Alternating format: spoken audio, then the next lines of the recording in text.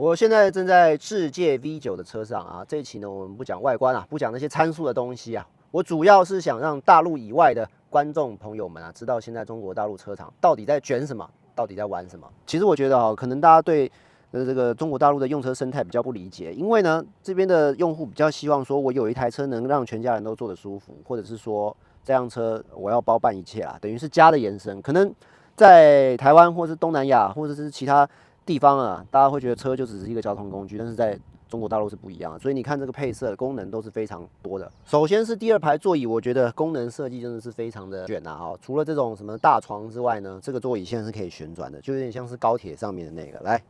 座椅正在旋轉，請注意前後排。大家可以看到，坐在這椅子上也是可以旋轉的。那第二排通常是這種高端 MPV 車型的兵家必爭之地啊，而且呢，座椅一定是要有一個零重力座椅啊。小易，我在。打開第二排零重力座椅，大家看到沒？零重力座椅就這樣來的哦。這個第二排零重力座椅真的是稍微貴一點的車型，超過30萬人民幣以上的車啊，不管是 MPV 還是 SUV 都要。那另外大家不知道有沒有發覺，這個椅子呢，一定是做的非常的漂亮，非常的好看，因為這個也是現在啊車廠裡面要捲的一個地方啊。這個椅子一定要做的豪華、高端、大氣啊，要不然你做的像這種歐式的 MPV 拉人、拉客、拉貨共用的那種，那可能就比較不行了。然後呢，車內的電子產品一定要做得非常的足夠，像是這個啊，點擊彈出，那當然它們的長處一定要在車內体現出來。冰箱呢是一定要有的哈，冰箱按出来，從-6度一直到50度，如果我沒記錯的話。然後第三排我覺得也是一個賣點啊，很多 MPV 第三排真的就是裝飾而已啊，不管是像這個 Sienna 哦，或者是說這個 Alpha 的好像好一點點啦，反正我是覺得第三排啊，大部分都是不太好坐的。但是呢，现在像這個 V9呢，它的第三排，我個人覺得是蠻好坐的哈。首先就是這個椅墊的長度是夠的哦，不是這種板凳椅。然後啊，這個高度也是夠的。大家可以看我的坐姿是正常的，也不是這種端正坐的，也不是這種很奇怪的角度，而且離後面還是有一段距離的，因為它後備箱空間其實是很大的，離這個頭頂也是有距離的，不是這種頂天立地。所以第三排其實坐姿是正常的，椅墊也可以前後調整，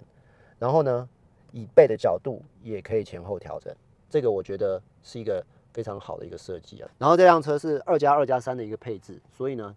這邊中間也是有一個座椅的，但是我是覺得這邊坐3個人不太舒服，所以我覺得把它當成一台2+2+2的 MPV 會比較好。這個冰箱、彩電、大沙發是一定要有，這是中國豪華品牌對於車的一個定義啊。車內的氛圍感也要非常足夠的。那我現在是覺得呢，基本上這個就是目前國內車廠的生態。那當然3電系統也是捲得非常的強啦。那我今天其實只是簡單的介紹一下這輛車而已。那大家從熒幕前應該可以看得出來，現在中國大陸的車廠到底在捲什麼？我覺得除了價格之外，配備也是非常的捲。其實以前呢，大概在10年前啊，中國品牌对於配備的這個地方已經是非常重視，但是通常都是那種你拉出來配置表一大堆，但是用起來都不好用。對吧？那現在呢？我覺得配置表上一樣的豐富，應該說更豐富，但是用起來還真的啊有切合到消費者的需求。所以我一直覺得，很多人都說這個合資車啊敗走中國市場，我覺得這真的只是一個趨勢而已。因為你合資車廠的整個決策速度啊，不可能像中國車廠這麼的快速、這麼的迅速啊，這麼的一下子就能造出說消費者他們喜歡的東西。那我必須得說。可能很多人會覺得這種車開起來啊，沒有什麼駕駛的樂趣啊。我必須也得承認啊，這個底盤調教，我認為還是中國大陸車廠一個比較不這麼有個性的地方啊。但是呢，基本上你看得到、摸得到的地方啊，沒什麼好挑剔的。我相信喜歡舒服是大部分買車的人所需求的東西啊。那另外呢，其實我覺得，在大陸這10幾年啊，我看到這個國產車成長啊，真的是有一種看着各方啊群雄逐鹿中原的這個感覺，很期待接下來的故事會怎麼發展了。